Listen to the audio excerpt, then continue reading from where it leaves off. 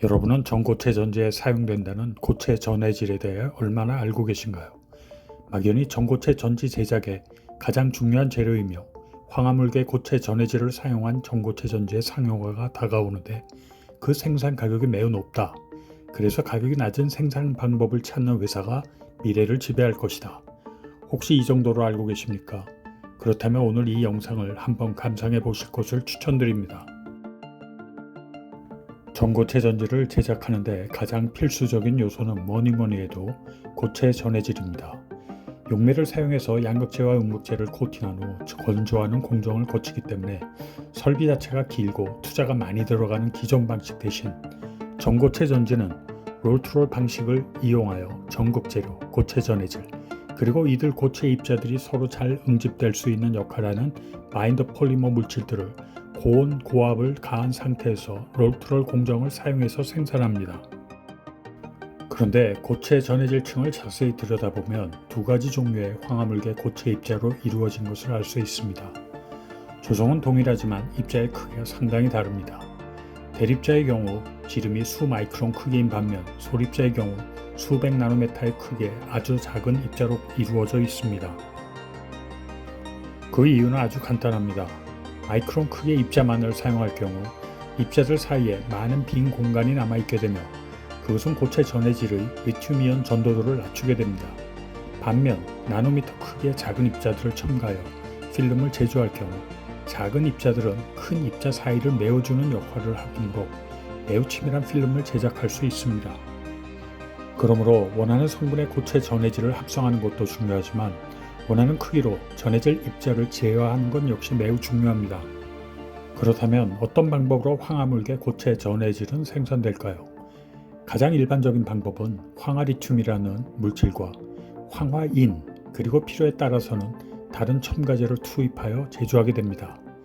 그런데 여기서 사용하는 황화리튬의 입자 크기가 황화물계 고체 전해질의 입자 크기를 좌우하게 됩니다. 최근 여기저기서 황화리튬의 대량 양산 공정을 개발했다 혹은 고순도 제조 공정 개발에 성공했다는 발표가 나오고 있습니다. 그러면서 기존 황화리튬 가격을 크게 낮출 수 있다는 내용도 덧붙이고 있습니다. 그런데 말이죠. 황화리튬이란 물질은 전고체 전지의 응용 가능성이 떠오르기 이전에는 별로 쓸데가 없는 물질이었지만 대량 합성 방법은 이미 알려져 있었습니다. 1kg에 $10,000에 육박하는 고순도 황화리튬은 실험실에서 새로운 물질을 개발하기 위하여 연구 목적으로 소량 제조된 고순도 물질이었기 때문에 가격이 높을 수밖에 없었던 것입니다. 잘 와닿지 않는 분들을 위해서 한 가지 예를 들어보겠습니다.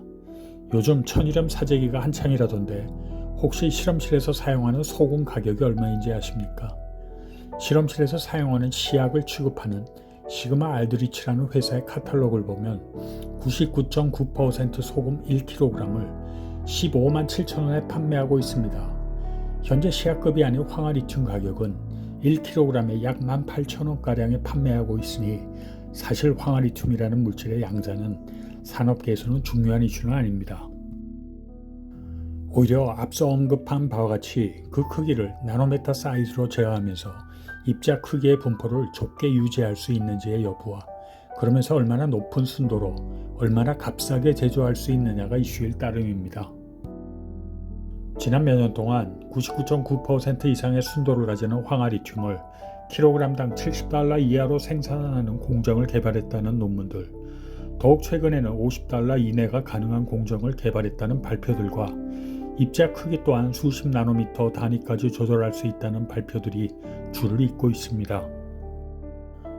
매스컴의 기사를 접할 때 이러한 포인트들을 기사 내용과 비교해가면서 꼼꼼히 읽어본다면 한층 더 흥미로울 것이라 생각합니다.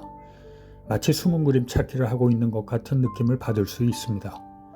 배경 지식 없이 기사 내용을 여러 번 뇌 속에 저장한다면 글쎄요, 오히려 모르는 게 약일 때가 종종 있게 됩니다. 오늘은 여기까지입니다. 안녕히 계십시오.